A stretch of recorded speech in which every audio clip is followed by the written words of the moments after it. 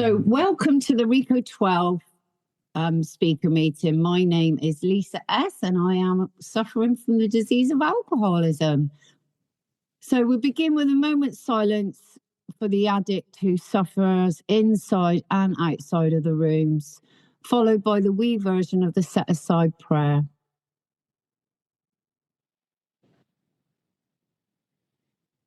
Dear God, please set aside everything we think we know about ourselves, about our disease, about the big book, the 12 steps, the program, the fellowship, the people in the fellowship, and all spiritual terms, especially you, God, so that we may have an open mind and a new experience with all these things.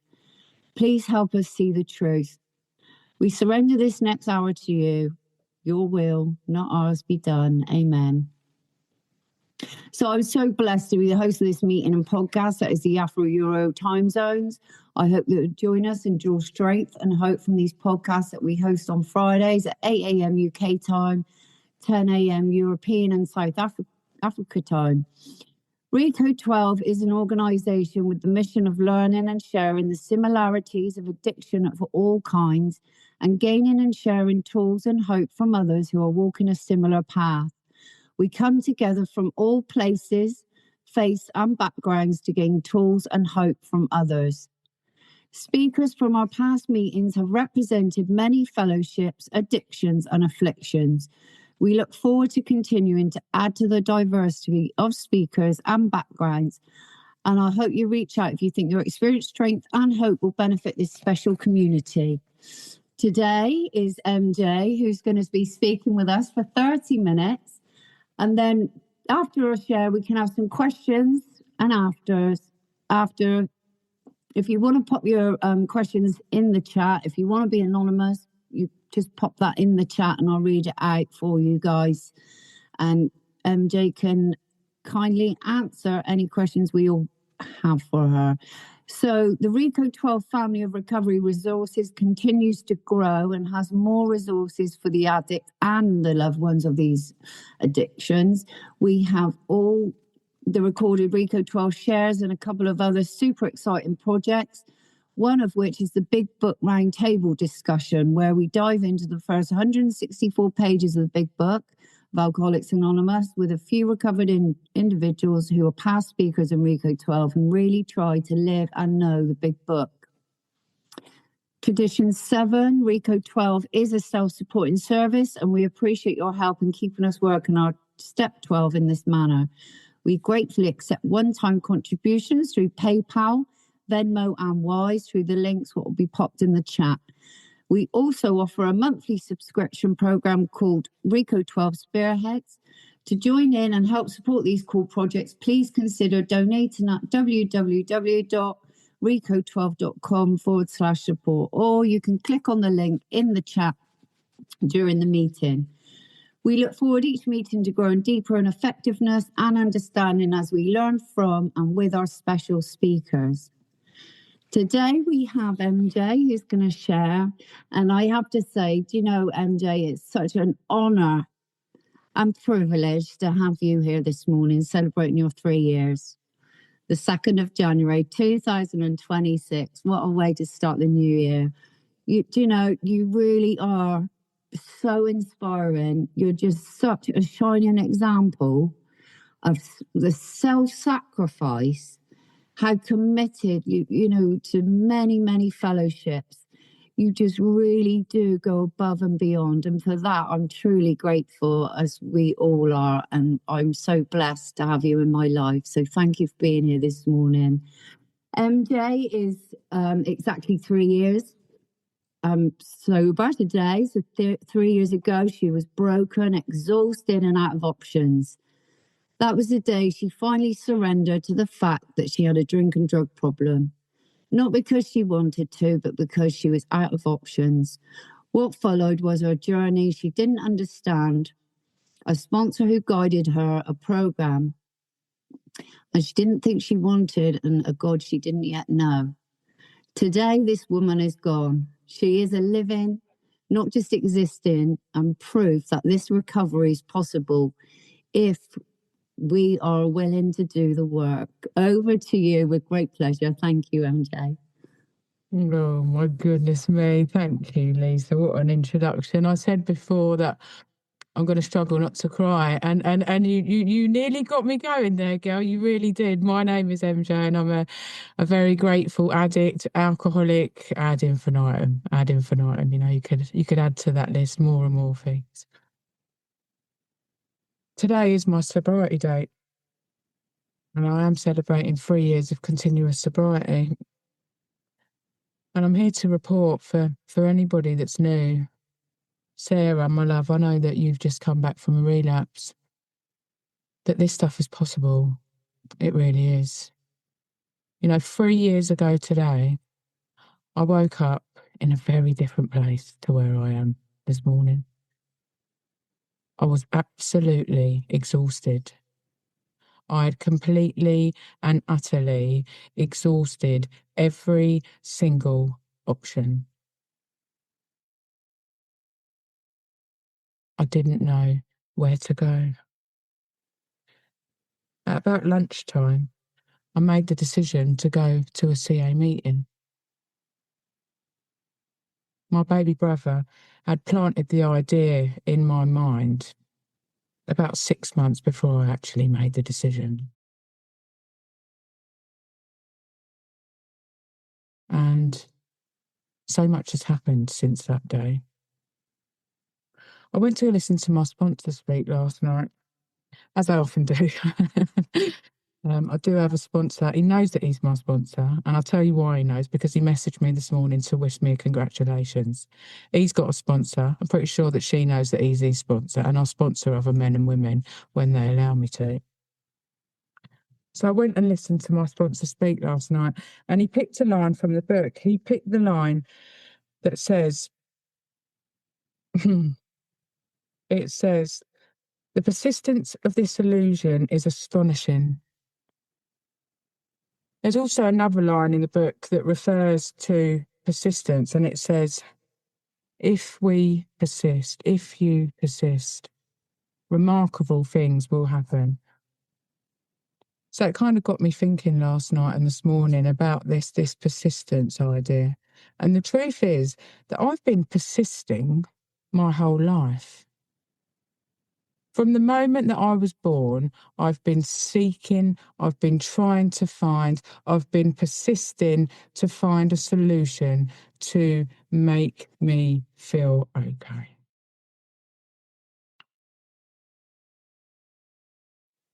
I grew up in quite a stable home. My mum is a single parent.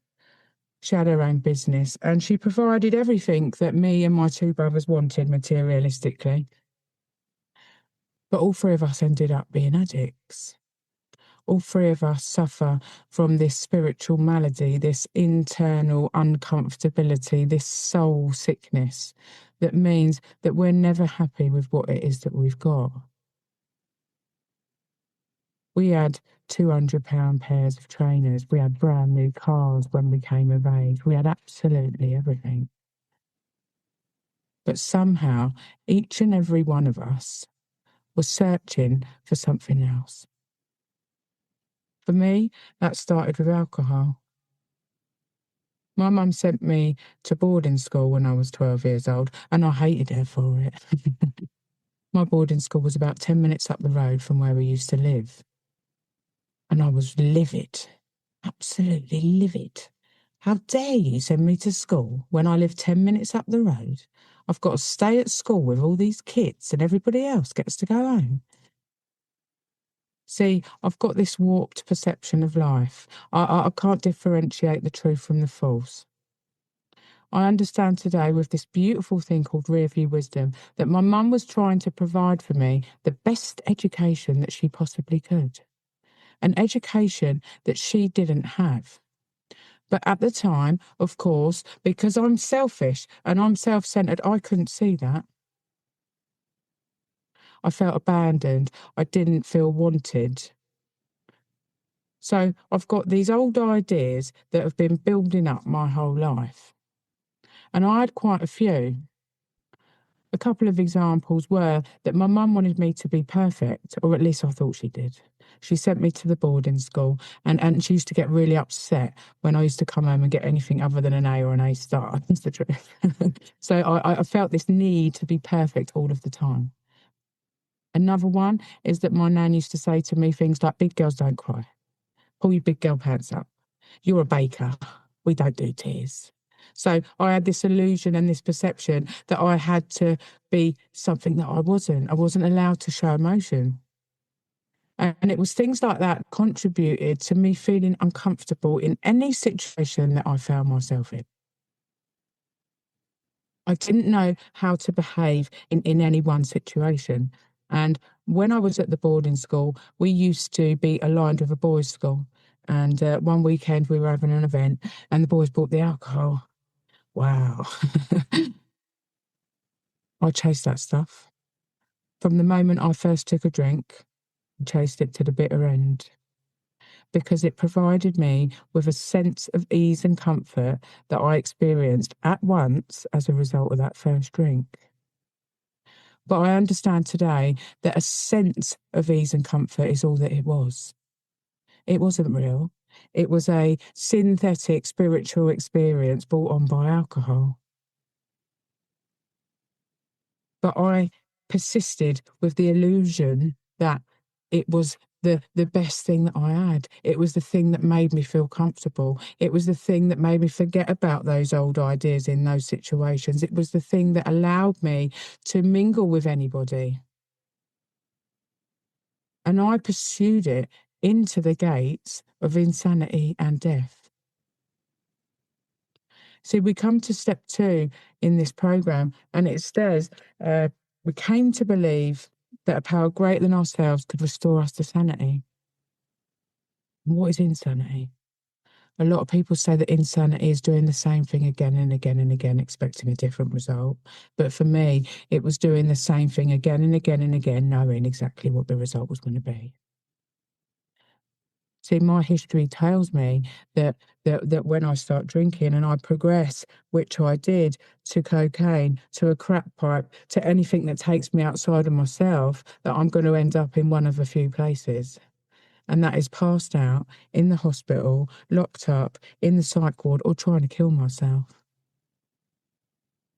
But the persistence of the illusion of that spiritual experience was so great that I continued to pursue it for over 20 years.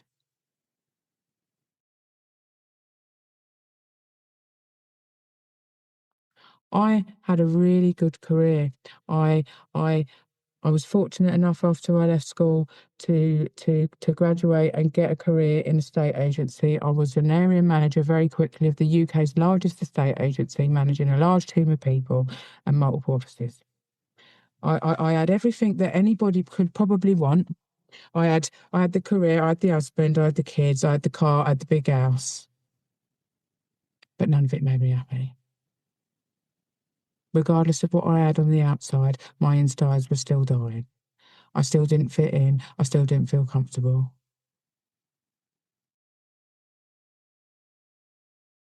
I used to I used to entertain these clients and take them to really expensive top London nightclubs. And my colleagues would be with me, and they would have all the reasons that I did to go home. They'd have their husband at home. They would have the kids that needed a bath and needed to go to bed. They'd need to go up for work the next day, just like me. But see, I'm an alcoholic and an addict of the hopeless variety, and when I put one inside of me, all bets are off. I don't know where it's going to end. See, I've got this obsession of my mind that once I take the first one, and it's the first one that gets me drunk, strangely enough. I always thought it was the 5th, 6th, or 7th one that got me drunk. But once I pick up the first one, that's it, all bets are off. Because I've got this obsession of the mind that tells me that I need to continue. I've got an allergy of the body that means I have to, and I don't know where it's going to end. See, the obsession of my mind condemns me to drink, and the allergy of my body condemns me to die. This is a progressive illness, and it's an illness that wants me dead. So there I am in these really nice nightclubs, and everybody else starts going home at the end of the night. But MJ's still there at the bar on her Jack Jones, wondering why it is that I can't make that decision to go home like everybody else and I have to have another drink. That then continues and I don't know where I'm going to end up. A lot of the time, I wouldn't even go home because that guilt, shame and remorse that I felt as a result of not being able to fulfil my duties as a mother, as a wife, were crippling. So I would stay out and end up in one of those places that I explained just a moment ago.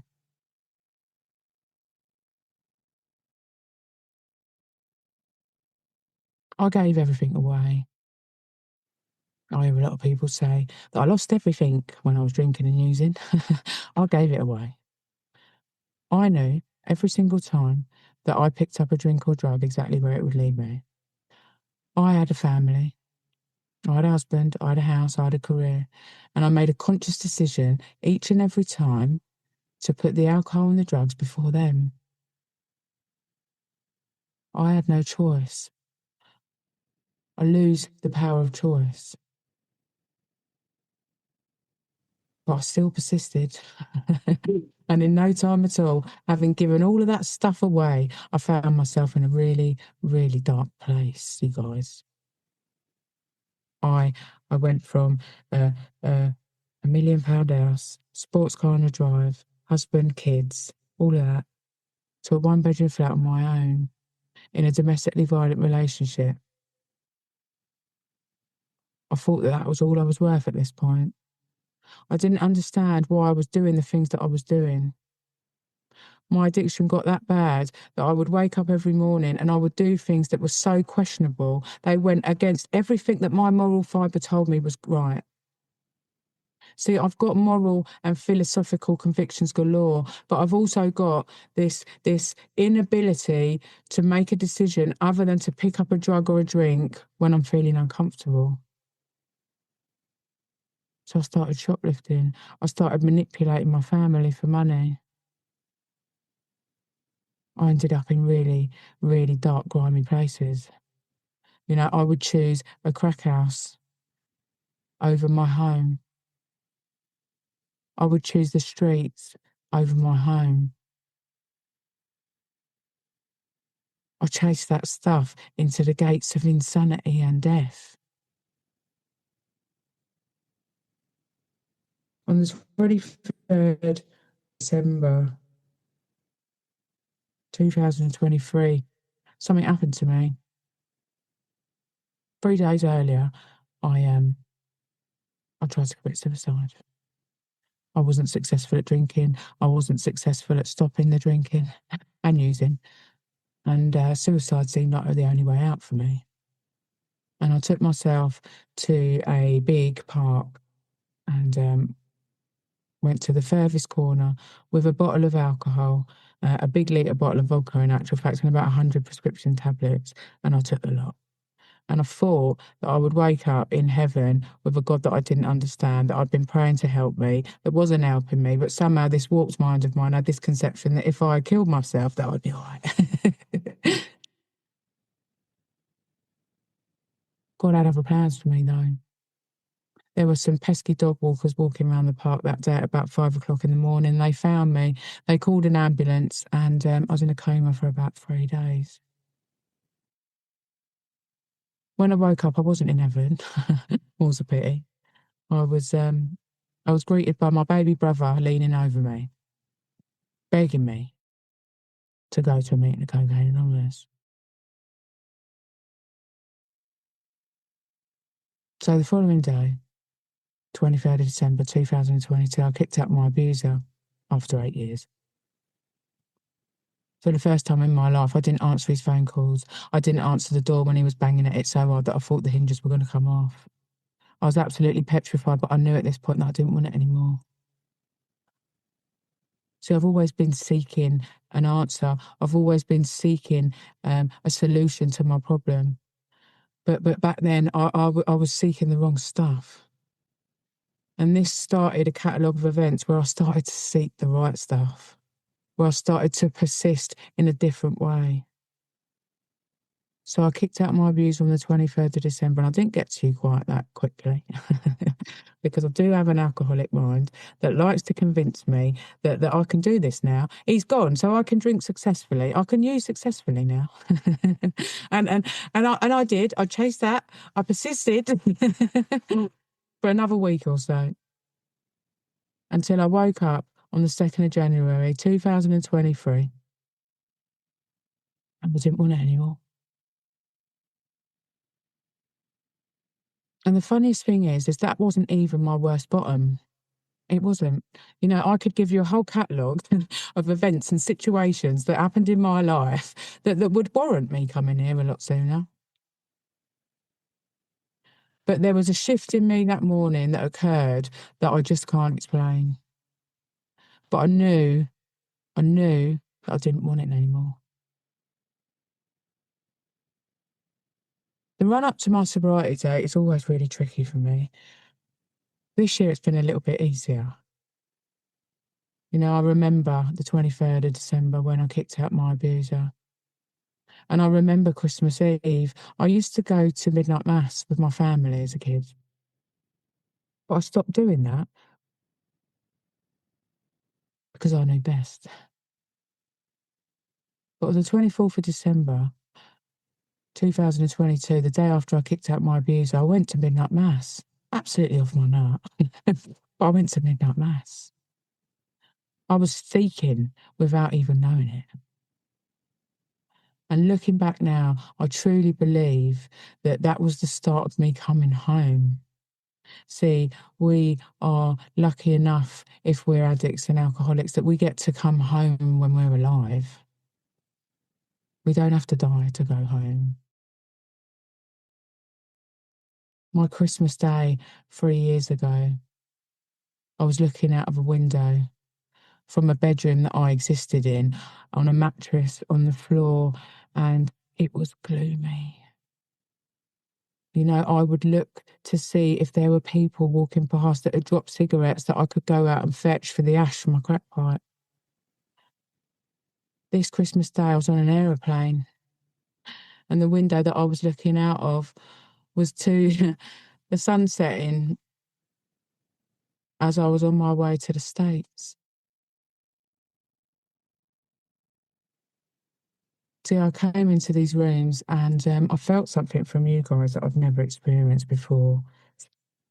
You said to me, welcome. I hadn't been welcome anywhere for a really long time.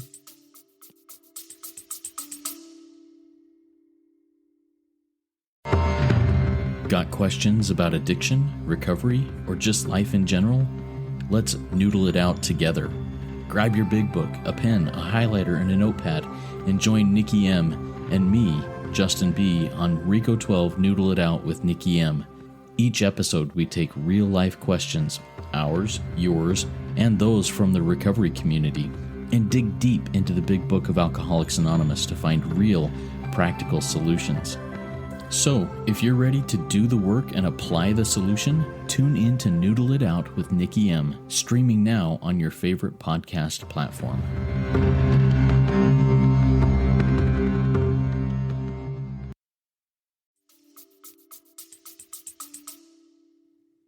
A really, really long time.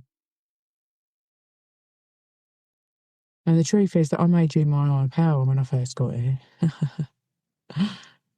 But that was all right, because I persisted. I hear people say that meeting makers don't make it. I don't agree.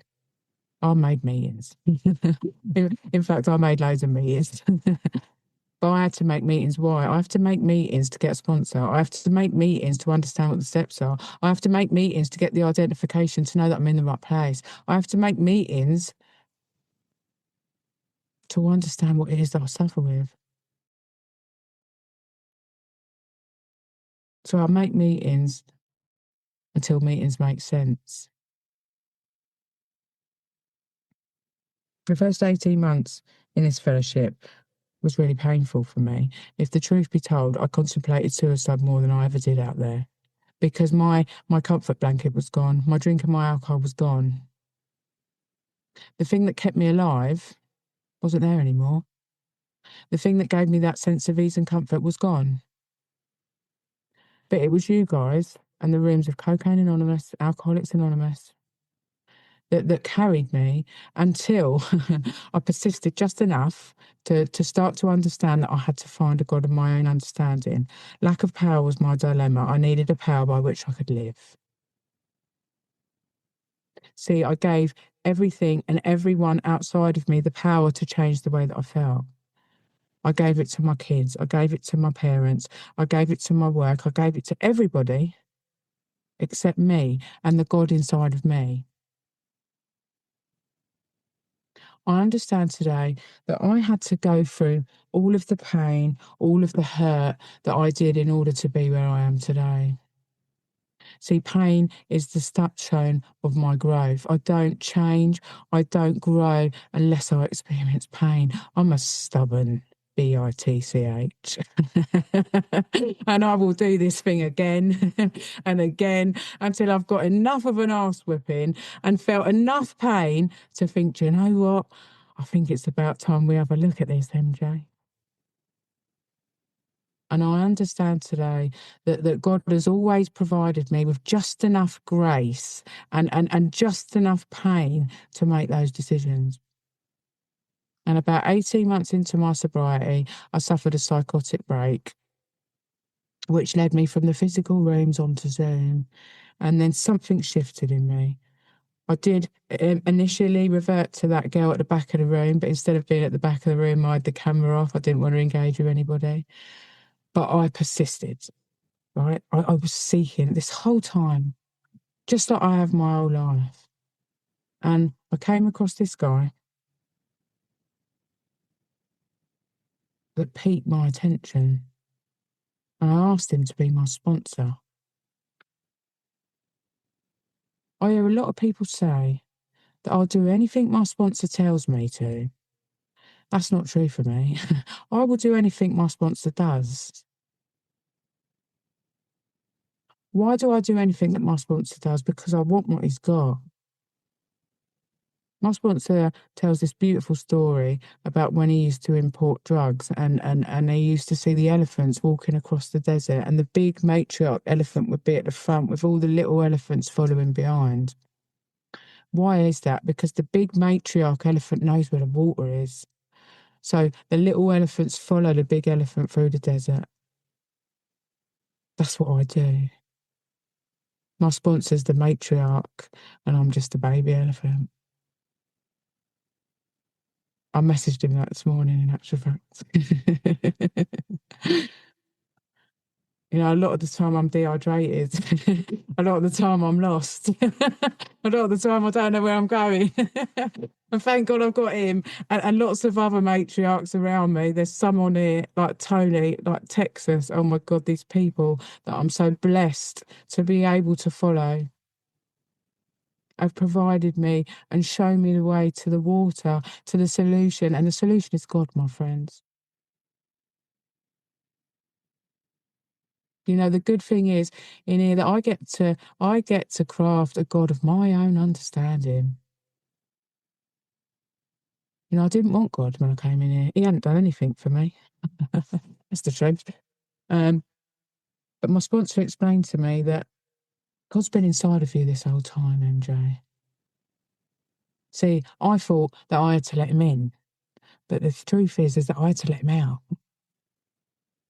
And how do I do that? I craft this God of mine, and what do I want my God to be? I want my God to be loving, kind, considerate, compassionate, forgiving, all of that stuff. And my sponsor started to explain to me that in order for you to get that stuff, MJ, you've got to give it out. Who knew? So I start this process, I go through these steps, and I start to understand it's not about me anymore. It's about what I can pack into the stream of life. It's about what I can do for my fellow brothers and sisters and for my fellow addicts and alcoholics. See, I understand today that God pulled me out of the fire so that I could go back and help others. It is my duty to do that, which is why I do the service that I do. You know, I do this for a living in order to have a life today. And the life that I've got is a life that I couldn't even have dreamed of. This little finite mind of mine doesn't have the capacity to dream this big. You know, if I gave you a list of what it was that I wanted when I came into these rooms, it wouldn't be anything like it is today. You know, I spent Christmas in a different country. I've been surrounded by my children, who I gave away as a result of drinking and using. I've got a beautiful home, a home that I'm able to work from because I have my own business. I get to carry this message and work with a great number of addicts and alcoholics as a result of the lifestyle that's been forged for me by God.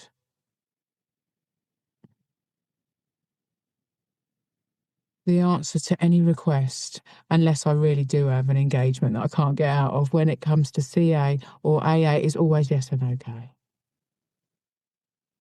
I came to you guys with absolutely nothing. And you provided me with the platform and the springboard that I needed to launch myself into action, to persist in this stuff and to find a life that I couldn't have even imagined.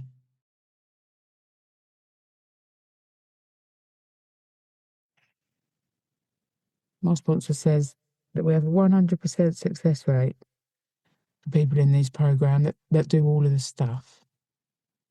And I agree with him. Because before I was doing all the stuff, I was in a lot of pain. I didn't have sobriety. I had sobriety.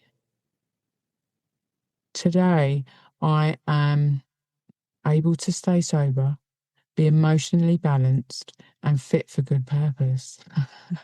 That's amazing. For a drug addict and an alcoholic like me. Absolutely amazing. But I have to work at it. And one of the most important things is working with others. I hear a lot of people say that you've got to give it away to keep it. My experience is that I've got to give it away to even get it. I don't get the life that I do if I keep it to myself. I don't get to do the things that I do if I'm not working with other people. And that doesn't necessarily have to be sponsoring. You know, that could be taking somebody to a meeting. That could be reaching out to somebody. That could be as small as buying somebody a big book. Somebody bought me my very first big book. That same woman took me to the supermarket to buy me food, took me to the petrol station to put petrol in my car. She didn't want anything in return. All she wanted was for me to come back to a meeting the next day. And I've done that every single day since that very first meeting. See, this is an altruistic movement. It means it is selfless. It is not about me. More's a pity.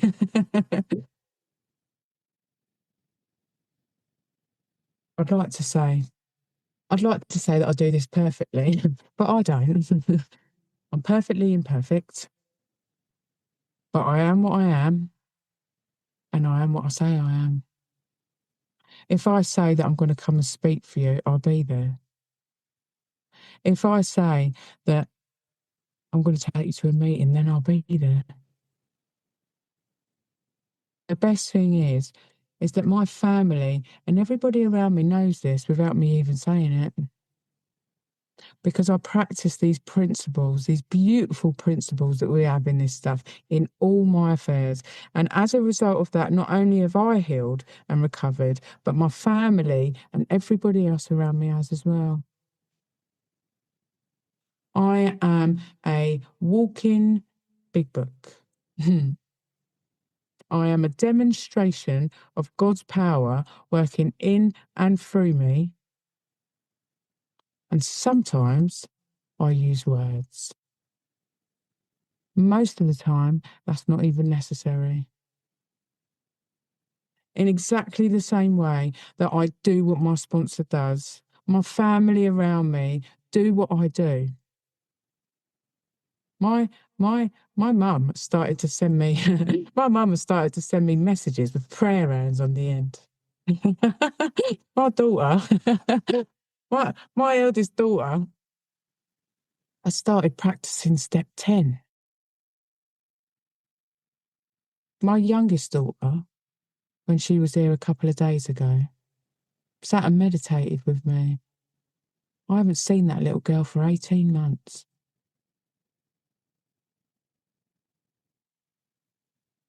I do this stuff for a living so that I get a life today. If you persist, you guys, remarkable things will happen. I've only just seen your message, Lisa. I'm here to report that if a hopeless drug addict and alcoholic like me can recover, then there's hope for each and every one of us. My name is MJ. I'm a very, very grateful addict, alcoholic, and infinitum. Thanks for letting me share. Oh, wow. Thank you so much, MJ. You brought it to the floor again. Do you know what I love when you say about if we persist, remarkable things happen? And, you know, I remember you saying it before and it stuck with me. And when things are tough, I always remember that. And I think, yes, I've just got to keep persisting. Like you say, I was good at doing it with drinking and all the rest of the stuff. Thank you so much, MJ. And it's now time for any of you guys to come in with your questions. Either pop it in the chat if you want to, or you can raise your hands. Please come in, guys.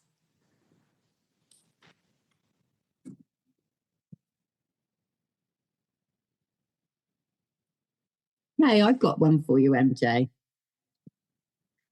So when you say after persisting for 3 years, what would be one of them? I know there's many lessons, but what would be one lesson, what really stands out, what really has impacted your journey throughout?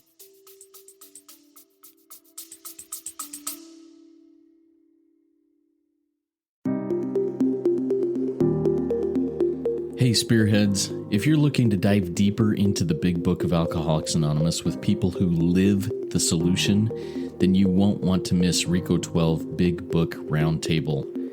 Join David G., Nikki M., and me, the moderator Justin B., 3 recovered addicts from multiple fellowships, as we break down the big book line by line. In each 30-minute episode, we share our experience, strength, and hope in a real, raw, and practical roundtable discussion. So, if you are ready to learn and apply what you learn, tune in to Reco12 Big Book Roundtable on your favorite podcast platform.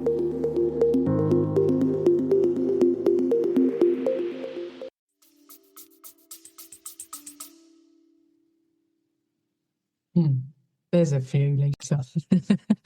More than a few, in actual fact. Yeah.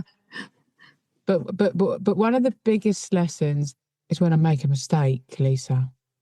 That's the best lesson. When I mess up. Because, believe it or not, God is in the messy. And I only learn from my mistakes. But luckily today, my mistakes aren't quite as bad as they used to be. Because I've got a program, and I'm in a place now where I live. And I have a program for when things pop up. Not if, but when. And I watch all of the time, Lisa. I don't catch it all. I don't. I'm perfectly imperfect. And I do mess up. But I've got a program today and a God of my understanding that is all forgiving. You know, I like to use the example that the book talks about our God being our father. You know, and I think about the relationship that I have with my girls and the fact that my girls can do nothing wrong, Lisa. absolutely nothing. You know, I will always forgive them for anything that they do. So if I can honestly say that I'm acting with love, unselfishness, honesty, and purity, which are the four absolutes, they for me are so powerful. Then my God will always forgive me. But I need to make mistakes in order to get the lesson. And I've made a few. I hope that answers your question. Brilliant. Thank you, MJ. Sarah W., you on mute? Hi. Thanks, Lisa, for taking the meeting. MJ, that was wow, amazing.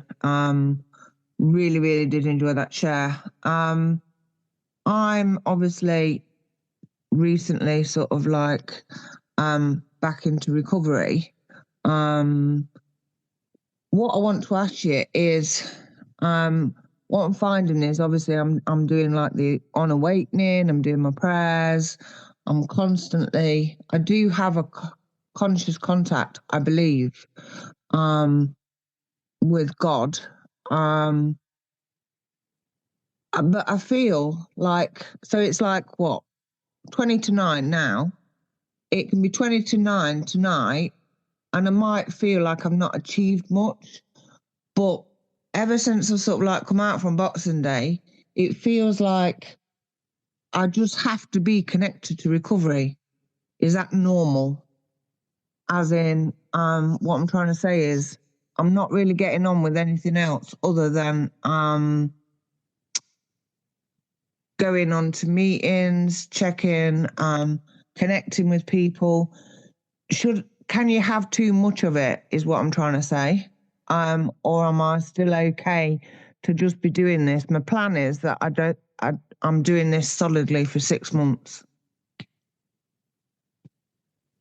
You can never have too much recovery, is my first answer. Okay. And for me, Sarah, I had to make meetings for a long time.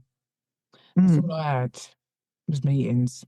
I had the identification from the people in the meetings. I had the unity from the people in the meeting. I used to enjoy going to the meetings to have the cups of teas and the biscuits, right? And then I used to enjoy the meal after the meeting. And then when I came on Zoom, I used to enjoy the parking lot after and the camaraderie that came with it.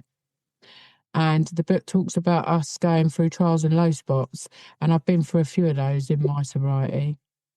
And it was the people in these rooms and the meetings that helped me through those. I'll give you an example. My baby brother was on the run from the police. He had violently assaulted his fiancée, and we didn't know where he was. And I had prayed, and I had prayed, and the best thing that I had available to me was to come on a meeting and sit with you guys. And I did that again and again and again for hours until I was arrested. You know, yes, it is important for us to get a God of our understanding, but we have a fellowship that holds us during those trials and low spots, Sarah. Okay. You know, Zoom is a beautiful thing, my love. It really is. Yeah. You know, we have the ability to sit on a meeting at any time of day and be surrounded by people that want only the best for us. Yeah. Genuinely, Sarah. You know, not people that say one thing and do another. Yeah, thank you. Thank you. I just feel like I'm being a bit selfish because I am got a husband as well, but I'm just doing recovery. But I have to. So In my early days, Sarah, my family had to take a back seat, and they got really aggy with me because I'd be logging onto meetings constantly because I had to. Yeah. And it took me a little while to find a balance between my family life and my recovery life. And it takes some trial and error, it takes some messing up, it takes some uncomfortability in order for me to find the balance. But eventually I get myself to a place where my family know how important recovery is, and equally now my recovery family know how important my family are. Thank you. My family know that I have to go to a meeting, and equally there are times when people in the fellowship ask me to do something when I've got a prior arrangement with my family and I have to say no. But you have to persist, my love, and Yeah. you'll get there. And it's Thank one day you. at a time. I heard you say 6 months, but I wouldn't put time limits on anything. Just worry about today. That's all you got to do. Thank you. Oh, beautiful, MJ. Thank you. Mimi. Morning, everybody. Julie, alcoholic addict. Hi, MJ. My question to you is, who's your favourite sponsor? I'm only joking. Don't answer that. Right. I'd like to ask you, obviously, I know a lot working with you and speaking to you regularly, so it was very hard for me to think of a question. But I would like to know, what's your favourite promise in the book? I've just spoke about it, Mimi. If you persist, remarkable things will happen.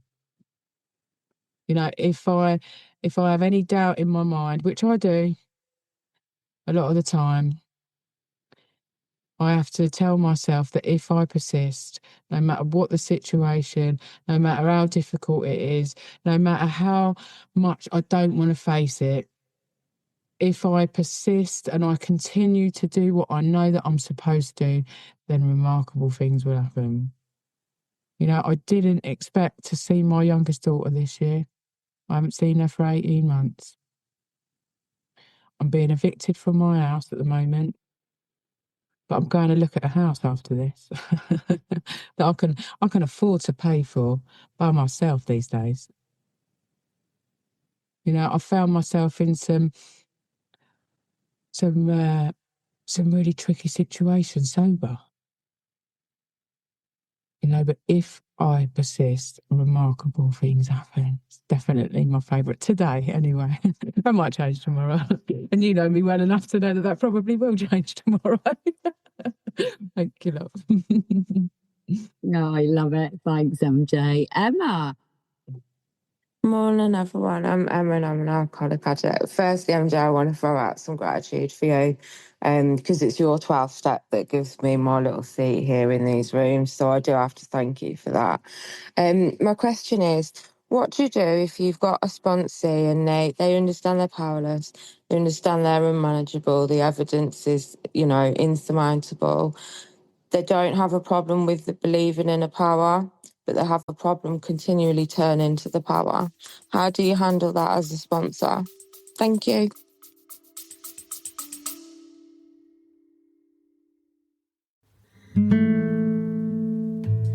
Hey Reco12 Spearheads, if our recovery resources have helped you, please consider a donation. Your financial support, as well as your word of mouth support, keeps Reco12 running and reaching the man who is still sick. Donate today at reco12.com/support or check the show notes for PayPal and Venmo links. Every contribution helps carry the message. Thanks for being a Reco12 Spearhead.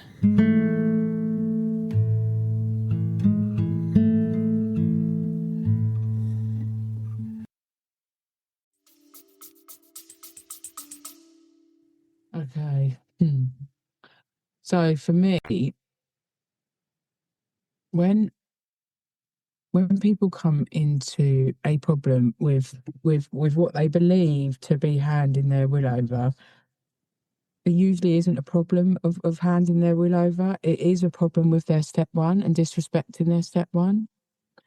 Because people try to, people think they've got power for a lot of reasons. They try to fix, manage, and control things that they can't, and they're trying to stop fix, managing, and controlling things that they can't. I get to a place where I start to think that I can fix, manage and control stuff. So I disrespect my step one, and then I have a problem with my will. And when I work with sponsees, particularly ones that relapse quite a lot, it's usually as a result of them thinking that they've got power when they don't. See, it's one thing handing my will over, and for me, it comes down to that belief versus faithing as well.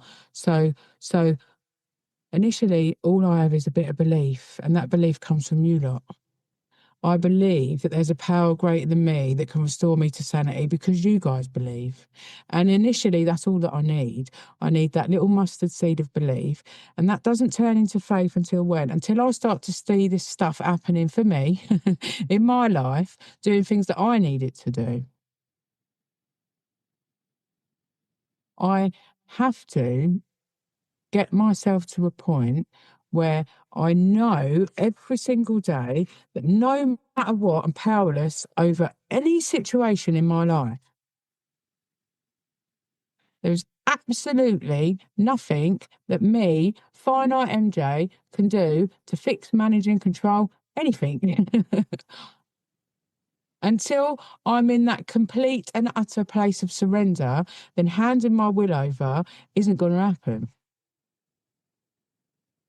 But it all starts from the belief. It all starts from seeing it work in other people. So for me, I would ask your sponsee to write a list of things that he or she is trying to fix, manage and control that they can't, or things that they can't stop doing that they're trying to stop doing. And you will usually find that there is something there that they are powerless over. And then when they establish what that is, they'll be able to make the transition into saying, do you know what? I need to hand this over now because I don't have enough power within me to fix it. I hope that's answered your question. Thank you, MJ. One last question, MJ, from myself. When you said about hitting that really dark space and feeling like suicide was your only option, what would you say to anyone listening today or on the podcast if they ever get to that? What would you advise how you pulled through and got through the other end of that? If I'm being really honest with you, Lisa, when I attempted suicide, I didn't tell anybody. I didn't tell anybody because I was in such a bad spot that I just wanted to go. Now, I hear a lot of people say, oh, I want to kill myself, I want to kill myself. And they don't do it for a couple of reasons. They don't do it because they don't want their family to know that they've taken the easy way out. They're too scared to actually go through with it. Or the third and most likely option when somebody says in these rooms that they want to kill themselves is because they're screaming out for help. I didn't tell anybody. But if I ever come across somebody that is screaming out for help, it's my duty to try and help them. And that can come in so many different ways, Lisa. It can come in spending 10, 15, 20, 30 minutes on the phone with them. It can come in taking them to a meeting. It can come in praying with them. It can come in so many different ways. The grim reality of this stuff is that a lot of us will take, as the book describes, the supreme sacrifice. Because this stuff is so insidious. This disease is cunning, baffling and powerful. And without a drink or drug, suicide looks really appealing. So as a fellowship, it is our duty to look out for our brothers and sisters. So if you notice that somebody that comes to your meeting regularly isn't there, find out why. If you notice that somebody that comes to your meeting regularly isn't being them usual selves, find out why. Because for me, personally, if suicide is their only way out, they won't tell anybody. They will just go and do it. But it is our duty as members of this fellowship to watch out for our brothers and sisters. I hope that's answered your question. Brilliant. Thank you, MJ, again, for your inspiration and what a powerful share. Really appreciate it. So it was such a great meeting for all addicts and their loved ones. If we didn't get to your question, or if you've got any more questions, please consider joining our WhatsApp community by sending an email to reco12pod@gmail.com and joining our community and ask those questions. If you'd like to be a future speaker on Reco12 Afro-Euro, please send an email to reco12pod@gmail.com. If you've not yet rated and reviewed the podcast in Apple Podcasts, please do so. If you've got a spare moment, it's a great way to work step 12 in sharing this message with others. I invite all of you to come back next week. Next week, we've got Wesley from Kenya, Africa, which I'm really looking forward to. So now, finally, over to MJ, who can lead us out on a prayer of her choice. Thank you, MJ.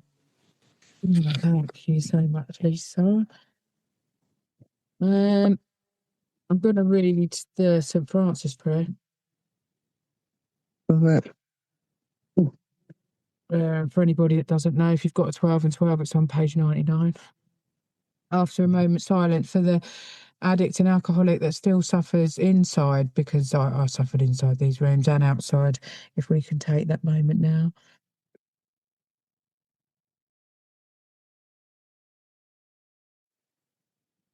Lord, make me a channel of thy peace, that where there is hatred, I may bring love, that where there is wrong, I may bring the spirit of forgiveness, that where there is discord, I may bring harmony, that where there is error, I may bring truth, that where there is doubt, I may bring faith, that where there is despair, I may bring hope, that where there are shadows, I may bring light, that where there is sadness, I may bring joy. Lord, grant that I may seek rather to comfort than to be comforted, to understand than to be understood, to love than to be loved. For it is by self-forgetting that one finds. It is by forgiving that one is forgiven. It is by dying that one awakens to eternal life. Amen.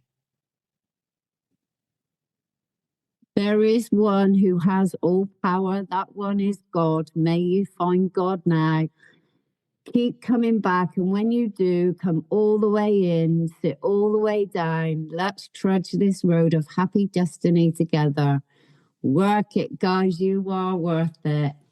Thank you, everyone. Thank you, MJ.